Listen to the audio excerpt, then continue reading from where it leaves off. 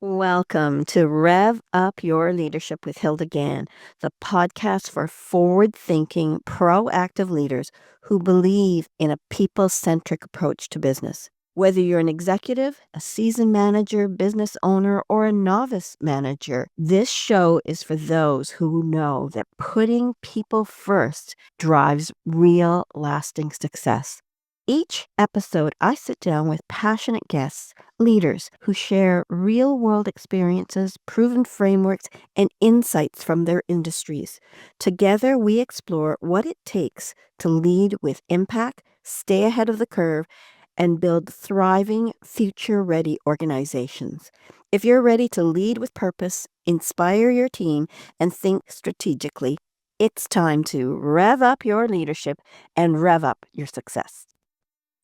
Welcome to another episode of Rev Up Your Leadership. Today, we are going to talk about workplace etiquette, the leadership skill AI can't replace.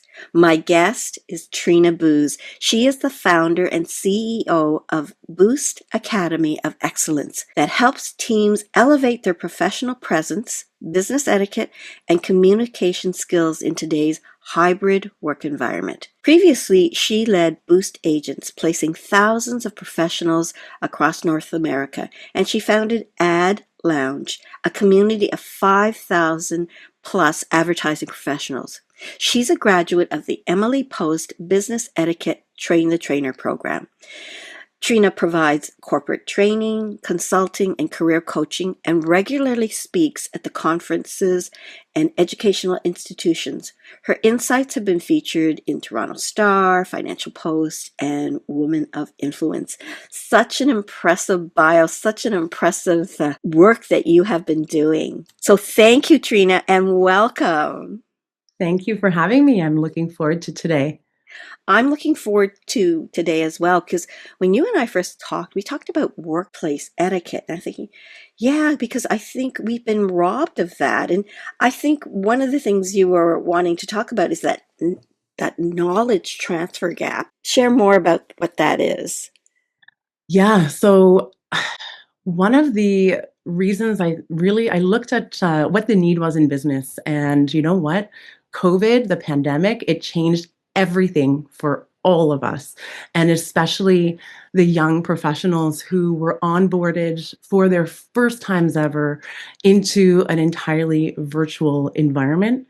And I started to look at what we had in our early careers and comparing it to what they had, and really there's this challenge with, we had managers that we could model our behavior after. We could watch and almost learn through osmosis. And we'd watch maybe your manager greeting a client, and you'd overhear small talk in an elevator, and you'd see senior leaders who navigated a challenging meeting. And so the need to really help professionals that were, that had been onboarded at that time, as we are now going into these in-person environments again, and how can we take some of the experiences that we had and really bring it to them. And I do that through this, workplace etiquette training, and really helping them to understand, just, I guess, even workplace expectation and norms that they might not necessarily be familiar with. So I think that's what I really mean by the knowledge transfer gap. And I can hear your passion as you say that. And I love that word osmosis, because osmosis is the transfers of information almost like fluidly, like literally fluidly, if you look at the science definition. And that was not available through Zoom. And I can remember those first days of getting back and connecting with people. It suddenly dawned on me, like we would have board meetings. We would have not board meetings, but we would have regular senior management meetings every week or bi-weekly. And 12 people around a room, instinctively, you could tell the vibe in the room. Is it pro this decision, or is there some like everybody's not in line? You could feel that, right? Or Yeah. you could feel when it was somebody was going to say something, even though, like when we're in Zoom, we can see somebody's starting to mouth or they raise their hand. Instinctively in the room, you kind of knew who was going to talk, and you just moved over to look at that person. Mhm. This is what was missing during COVID. And you're right. These people that graduated didn't have that experience, and they lost, depending on when we resumed, 3 years, 4 years of Yeah. that opportunity to learn. Yeah. To And also, like anxiety is through the roof as we've all kind of been hearing about that, the anxious generation. I don't know if you've read that book, but it's just not having that experience, just having like water cooler conversations and just casual mentorship, networking opportunities. And I remember one of my clients was saying, you know, the young professionals now that they employ, they didn't have just casual lunches with their colleagues, and they didn't kind of have that benefit of relationship building outside of the office and outside of these meetings. And so there's this lack of confidence.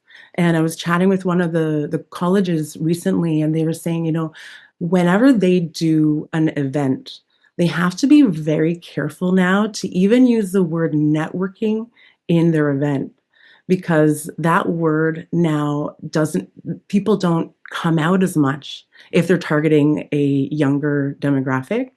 They don't come out as much because there is just so much social anxiety with that word.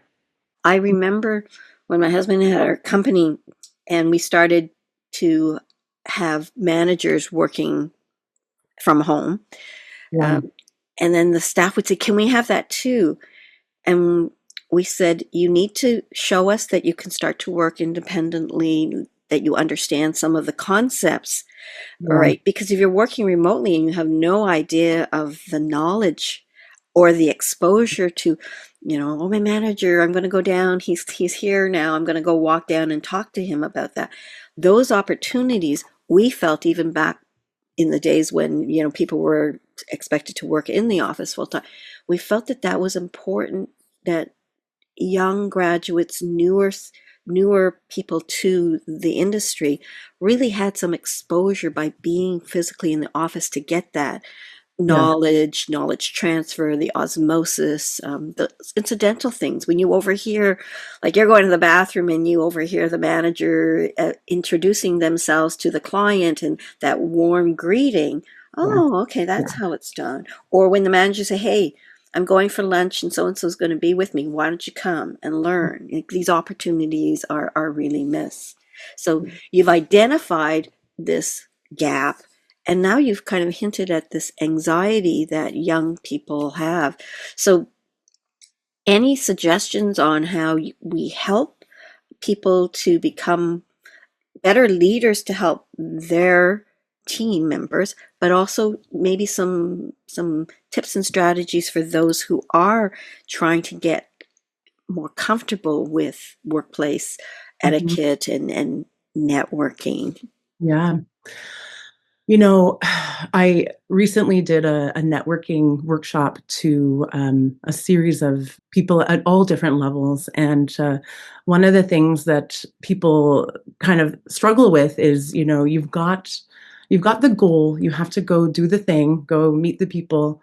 And there's this mindset shift that needs to happen when you go to these things and you're focused really on other people.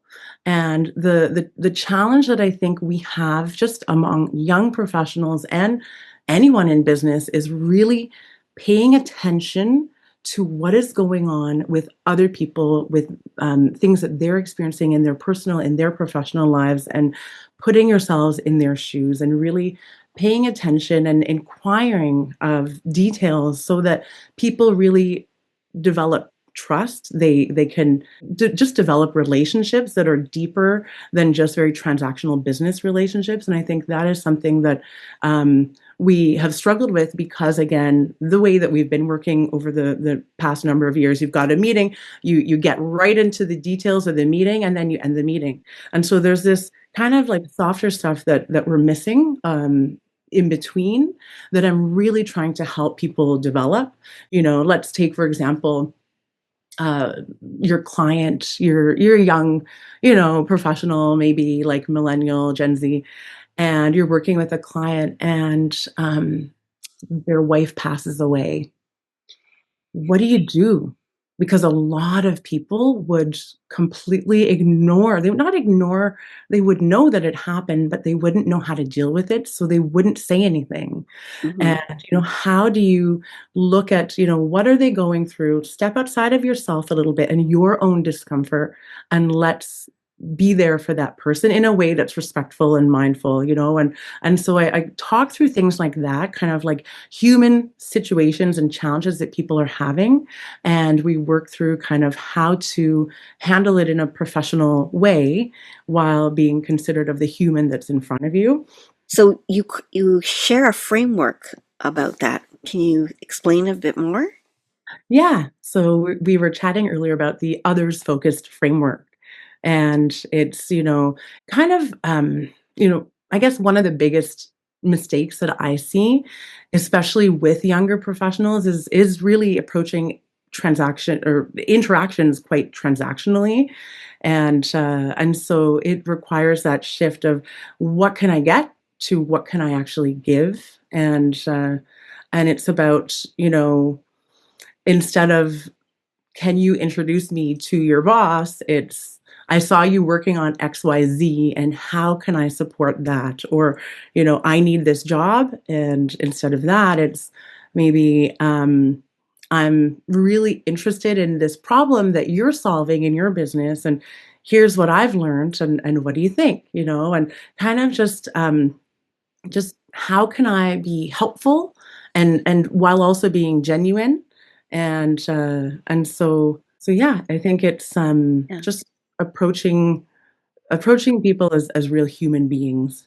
I love how you frame it as others focused. So instead of me centric, think Yeah. of put yourself in those other people's shoes, and that comes with grief, like the grief example you gave earlier, right? People don't know what to say, but start to practice some things that you will say that comes from your mouth in a way that is you, Mhm. right? So Yeah. some people will not know how to say it, but if you figure out what that those sets of words will be, it's Yes. better than of ignoring it or not saying anything, because not acknowledge it kind of validates you don't care or makes them think you don't care. Um, but I think a lot of people think, oh, I don't want to say it because I'm afraid they're going to cry and then I don't know what they're going to do. So it's the anxiety, but the more you practice saying something that feels comfortable for you, the more it becomes automatic. It's like a muscle. The Yeah. more you use the muscle, the stronger the muscle will be, and the more automatic the action will be. Right? Yes, absolutely. Yeah. I spent when I was developing a lot of the programs that I do, I spent, time interviewing 50 leaders to figure out what are you seeing and what are the challenges that you are experiencing. And number 1, they were very quick to point out that a lot of their challenges lie in the younger generation, which is difficult sometimes for me to, what I find is a lot of the times people are very quick to point out some of these issues in other people, but not so much aware of what they're doing themselves. So I think that's number 1 is, we all have a lot to learn, and there are, things that, in my programs I'm teaching, and people are like, "Oh my gosh, I had literally no idea that I was actually doing that, and this is how it might come across," right? And so there's, like, this self-awareness or sometimes lack of, because you don't know what you don't know unless someone tells you, right? And, um, that's kinda number 1, but what leaders were saying is when challenged with a lot of their, young employees, is they're challenged with the digital communications issues, like sending these really overly casual texts and, filled with emojis and things that might not really be deemed professional in their eyes, and responding to executive emails with just like thumbs up, and taking maybe way too long to respond to client requests, things like that. So digital communications is number one. There was meeting etiquette issues, like being late. There was a lot of, they need to turn on the camera, and a lot of that sort of thing. And then there was client and team interaction issues too. So the empathy piece they found was sometimes missing, where you might have missed opportunity to build relationships through empathy, right? And excessive use of like phones during team meetings and all the things that you hear, those etiquette things. And there's like professional presence issues, inconsistent dress standards, or closed off body language, and lack of eye contact tends to be a thing people say a lot. And that maybe people that have ADHD or just are neurodivergent might kind of have a different take to that. But and then there's like grooming, and then there's confidence just in general. They Like had a long list. it went on and on and on. And I tried to kind of like bucket it and design these programs to address those needs. So yeah. It was very interesting. So this was probably closer to 10 years ago. So it might be in the next generation of in the workforce. But I remember this person saying, oh, I have this assistant, they're 25 years old, and they're just so lazy. Like, I don't want to hire another 25-year-old. And like the HR in me says, oh, like what, you cannot shut a whole workforce down and say this doesn't make sense, because everybody is different. Yeah. Some may not fit this stereotype. To Hmm. me, it's like, no, you can't just say, I don't want to have anything to do with this generation. It's Yeah. like, what do I need to learn about this generation so Yeah. we can bridge this gap? Or Yeah. what do I need to be a bit more flexible about and Yeah. knowledgeable about? But what do they need to learn to be more effective? So I Yeah. think there's a big role for leaders to play in helping um, work collaboratively, because we have these multi generations, right?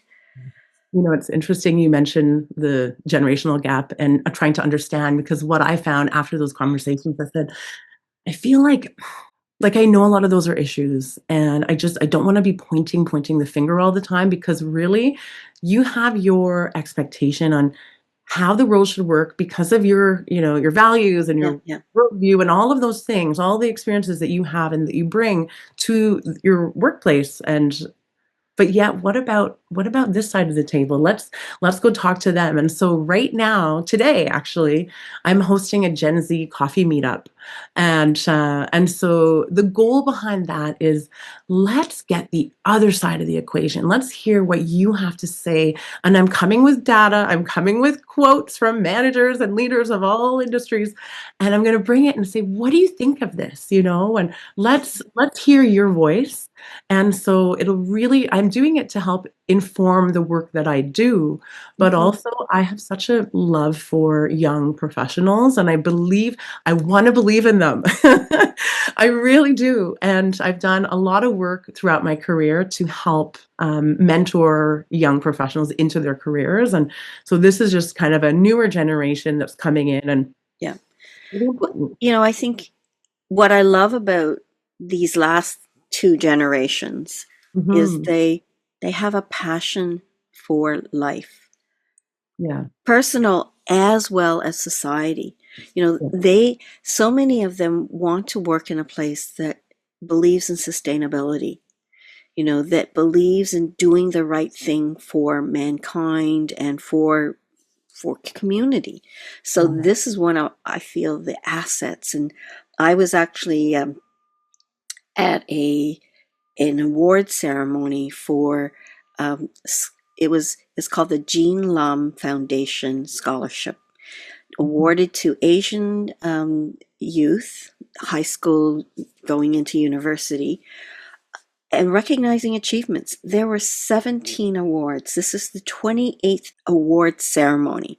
So in the first years, it was 4 people. Now there are 17 different scholarships, and Wow. they're in areas like community service, arts, athletics, grades too. But what I loved when I read the bios is the innovation, the excitement, the passion, people creating things that are going to help people. There was one person who won the I think it was like for technology and innovation.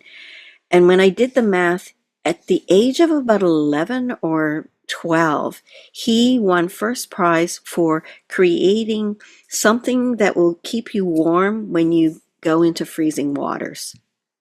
Oh, Like, I mean, like he was a young teen or a preteen, and yeah. then he won the scholarship. But it went on to talk about all the other innovative, creative things, and he wants to be sustainable and he wants to help Earth. And Wow. I left that room thinking, "Wow, this is our youth," and I love to figure out and understand where the youth are today. And so I encourage leaders to think of how they can guide and help and nurture these people. There are 120 now, 20 young people have been through this scholarship program. It's amazing.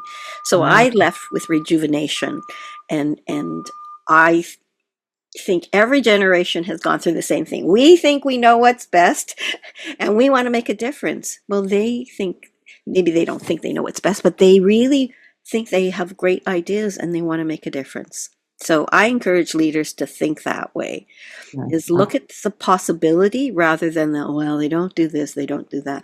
The last 2 generations were, well, maybe not the COVID that lost 5 years in COVID, but the generation where their parents took them everywhere to do so many things, so they got to test whether they were artistic, athletic, whatever. Yeah. And along the way, they were always told. They were Yeah. told, you need to do this better, you need to do that better. They're the generation who wanted feedback. They Hmm. got feedback, and when they got to the working world, they weren't getting feedback, so they didn't know whether they were good. And yet when leaders asked them for feedback, they were thinking, why is he bugging me? Why doesn't he? No, look at, if you spend 5 minutes telling him this now, imagine what he's going to do with that knowledge you gave him. Yes, absolutely. It's I had a lunch the other day with a leader. He was like, I want to say in his 60s, Hmm. ready to retire, and he said to me, I don't care, my his philosophy is bum and seat 9 o'clock till 5 p.m. And he said if they're 10 minutes early, they're late. They need to be 15 minutes early. And so basically, 8:45 a.m. till 5 p.m. And I told him, I said, what about if you have a Gen Z who's on the commute, they're, you know, on the go train, social media, they're managing your accounts, they're doing all their work even beforehand, and they get to the office at 9:05. He said, "Well, they're late." And I told him, I said, "You know what? Like they're going to look at the way that you're defining success, which is bum and seat. It's about time versus how they're contributing and what they're doing, which is they're working early. They're figuring out potentially, I don't know, like digital systems to help streamline operations, potentially doing 2 or 3 people's jobs in one because, efficiency." And he said it didn't matter because to him that was success, right?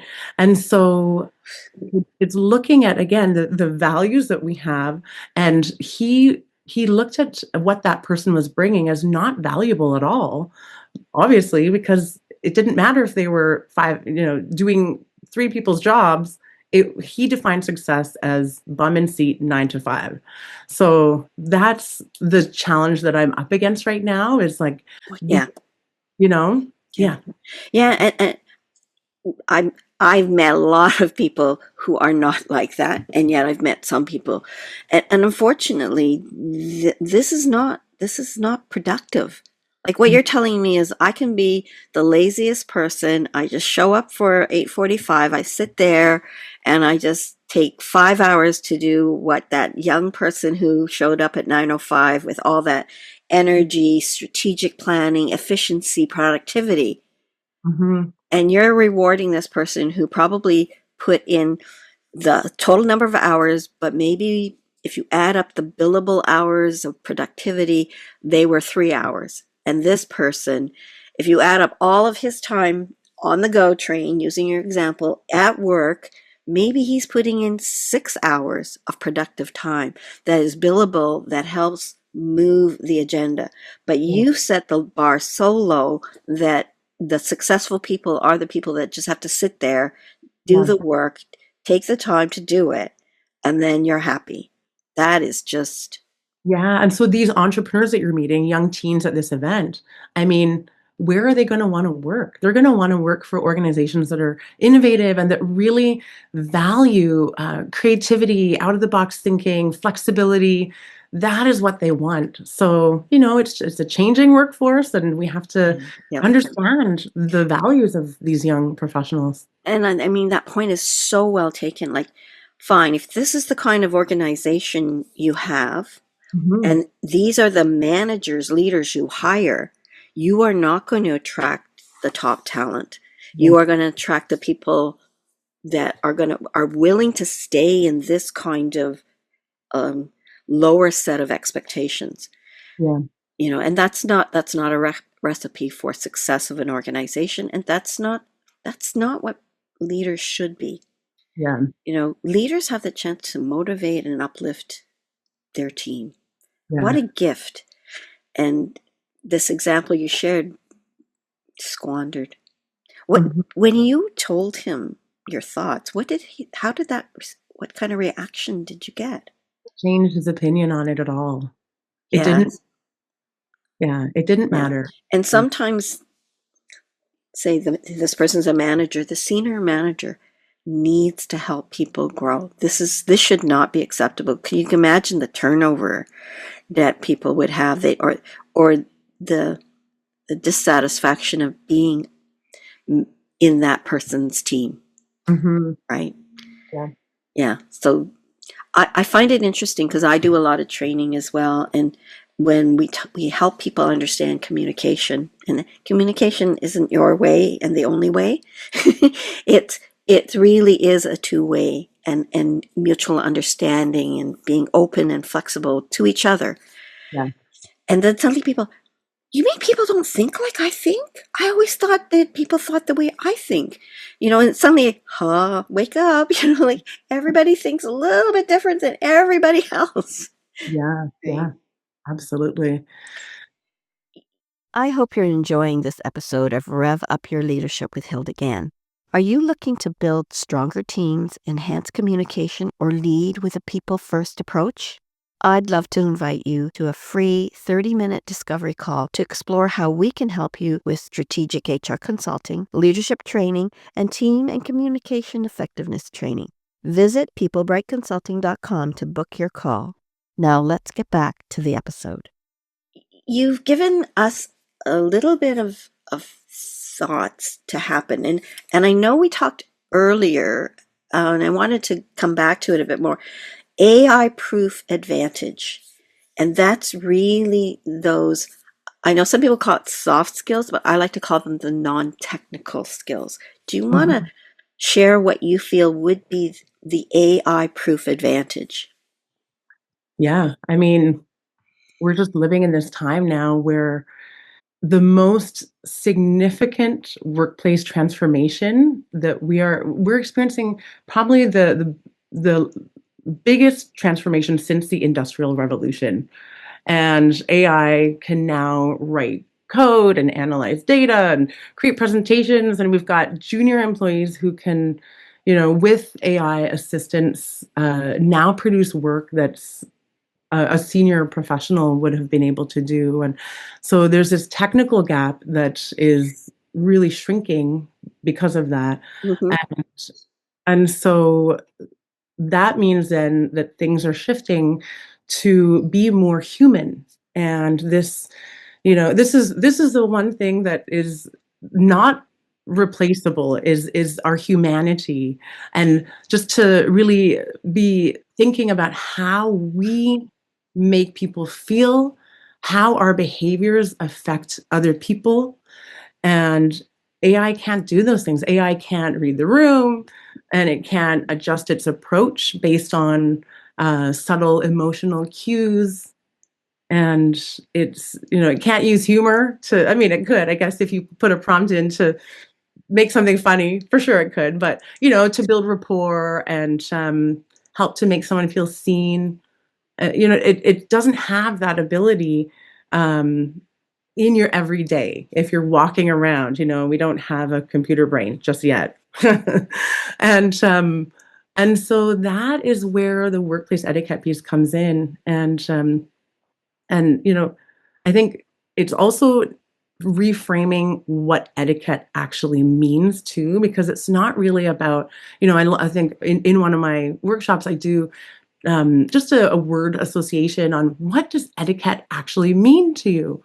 And you hear things like forks and, which dinner fork to use and all of that sort of stuff. And that's not quite it, but it's part of it Well, because yeah, people might say, "Oh, are you going to teach me how to eat properly at lunch when I'm across from a colleague or a client?" absolutely. And I will say it's part of it, but it's not, it's about treating people with consideration, respect, and honesty in all of our dealings. And so the way, like, we look at every people challenge that we have, and we want to look at it with that lens, right? Yeah. And so we do dining classes, by the way. It's so much fun. But it's looking at the impact of your behavior on someone else. It's not necessarily how do I look good? And it's like, not making me look amazing. It's how does this impact other people? If I'm eating with my mouth full, how's that other person feeling? Or I mean, the dining piece is one, but I'm just, it's that's a fun one. It's about human connection. How do Absolutely. you make that connection? Someone says, "Hi, my name is John, and I work at life insurance. Are you interested in life insurance? Because the life insurance would be like, I'm sorry, you're not even connecting with me. You don't even know if I need life insurance or that I have $1 million of life insurance. You're just it's about you and you selling to me." Last Yeah. night I was at an event, and at the end, this person came around and she gave out pamphlets like like you have not made a connection with me. You think you've done your job because you handed it out to everybody that was still left in the event. Yes. You That don't have, I haven't there's given no you my connection. permission. And I don't even know what it was, like, and then I put it in my purse, and then when I see it again, I thought, oh yeah, and I'm gonna put it in the garbage because Yes. you did not connect with me. Yes. You didn't make that connection, and it's so important. Um, we've touched on a lot of different things. We talked about how COVID, particularly for the new graduates that came out during COVID, needed to learn things in terms of how to work in a workplace, and that knowledge. And I think you talked about knowledge transfer, and I think it was both the connectivity and community knowledge transfer, but it was also the technical skills knowledge transfer. So doing it through Zoom wasn't as as as robust as it could have been in the setting. And when you were saying that, I was also thinking about the kids who went through the school system and started kindergarten, and what did that do to their connection skills, learning how to play and communicate and be nice in the playground, etc. Then we talked a little bit about the others focused framework, how we should be looking at an other person rather than our own when we make those connections. We talked about the fact that there's all these different generations of communication, and we said let everybody needs to keep open mind and work as the different generations together. And then we focused on the AI proof advantage of being more emotionally intelligent and making conversations that really connect and using feelings, because AI will never substitute what we have as human beings from the feelings point of view. Anything else you want to cover before we kind of ask you what's next? Well, I just want to say I got a call from a private school recently, and they want help to train their middle schoolers on communication skills and just like social awareness and that sort of like cell phone etiquette and all that sort of stuff. So it's really interesting as you talk about the elementary age kids. Yeah, That's that not sounds something. so cool. Yeah, it's really cool. I've done one before. I did an etiquette class at a private school, and so it's really cool, just to kind of see it's applicable to anyone and everyone. And I had a CEO who called and she said, "My 8 adult children need help with small talk." So like that, people are struggling. It's not just I'm just emergency. floored by she has 8 adult children. Okay. Yeah, married twice, Yeah. married twice, so two different Ah, relationships. okay. Yeah. No, but Yeah, my son is he he sort of is more data focused type personality versus people focused type personality, but he's getting better. And then he said, "You know what? If you'd told me that having conversations with people was a social lubricant, I probably would have bought into that sooner." Right? yeah, He just didn't say, "So what's the point of saying hello? You're already there. Like they see you, they see me. Why do I have to say hello?" kind of thing. Why do I have to make small talk? But he said, "I get it. You actually talk to people," and he used yeah, the word social lubricant. I thought it kind of sounds weird, but it makes sense. You use that to make connection. So yeah. so It's but doors. that was the door opener for him to understand, why do I have to do this, or why do I do it, and learning how to network. That sounds like a scary word, but the more you do it, the easier it becomes. Yeah. For some people, it will never be totally comfortable, but if they find how to do it in their own way. Some two people will go to a party, my husband and I, and my idea of a party is I got to meet a whole bunch of people. And I learned so much about their fascinating journeys and stories, and I'm on a high, and I just need more. He goes to the same party, and he'll find 2 or 3 people that he had a really great conversation, really connected with them. And when he gets home, he doesn't want to talk about what happened. I do. He's just ready to now kind of let the brain rest and slow down.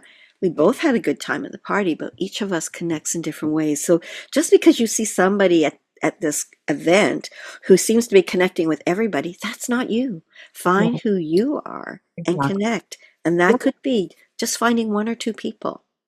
And you probably approach the pre-event differently too, the two of you, right? Yeah, yeah. What is his approach to prior to the event? Oh, I think he'll try to find a way not to go. I'm sorry. I shouldn't share his secrets, but I mean, he preferred to enjoy his downtime. He's in meetings all day, connecting with everybody, right? Whereas people will say, "Hilda, come as my guest. I know once I show you the room, introduce you to one person, you're done for the night. I don't need to babysit you. I don't have to worry about you." Oh, that's good. You're a good networking partner I'm a then. good networking partner. And then I will say, "Hey Trina, come. I want to introduce you to this person too." So yeah. Yeah, you could fit me in, but we talk about practice, muscle memory. So Yeah. I started at the age of 10 to do that, because I lost my father, and my mother, um she kind of scared me in that I felt I needed to be there for her. So I went everywhere with her. So what happened was I became very flexible at just showing up, and I could have different audience, like different people that I would connect with, different age groups.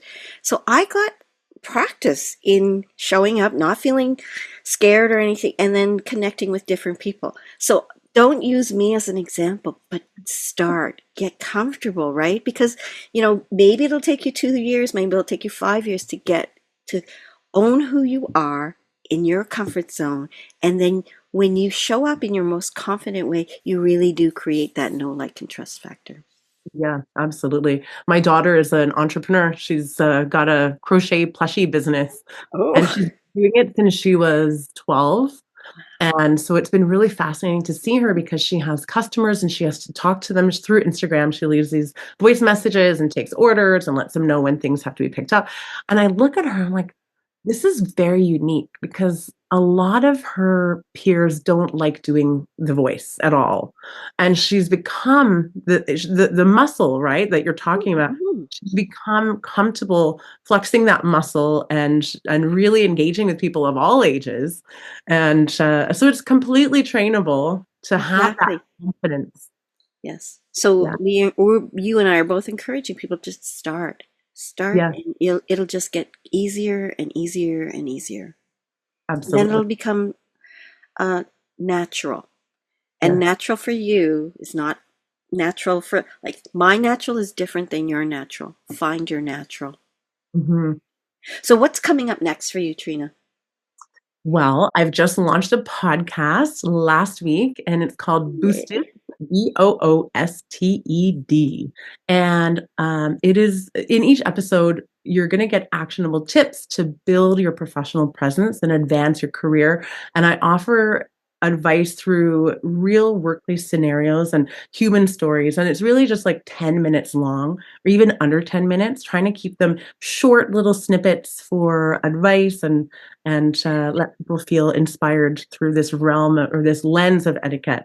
And I have a dining etiquette class for business for leaders, and so we do all the dining stuff. But we also it's about having a business meeting over a meal. So it's how to be a good host. It's when to talk business. It's do you take out your tech? Do you not take out your tech? Where do you sit? How do you handle the discrete payment and all of that sort of stuff? So that is coming up November the 25th. You can find it on boostacademyofexcellence.com.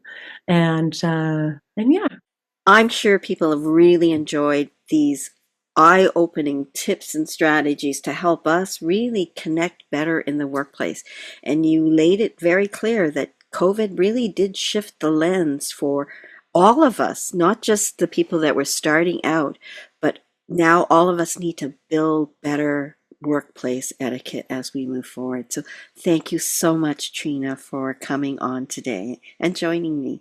it's been such a pleasure. Thank you for being open to a conversation about workplace etiquette. So much fun. Yay, workplace etiquette. Be nice, everybody. And to my viewers and listeners, thank you for joining another episode of Rev Up Your Leadership. If you liked it, give it a thumbs up. If you haven't subscribed, do, because there are so many topics. A side anecdote, I show my guests the link to my podcast. Trina went back to episode, I forgot the number, but season 1, and she found a person in education that she just loved. So there are a lot of chapters, episodes, because we are in season 7. So do subscribe and find out topics that really relate and speak to you. Thanks. Thanks for tuning in to Rev Up Your Leadership with Hilda Gann. Be sure to like, comment, and subscribe to our podcast on YouTube and Spotify to stay up to date with our latest episodes. For more leadership and HR tips and strategies, and to learn how you can create a people-centric workplace, visit our website at peoplebrightconsulting.com.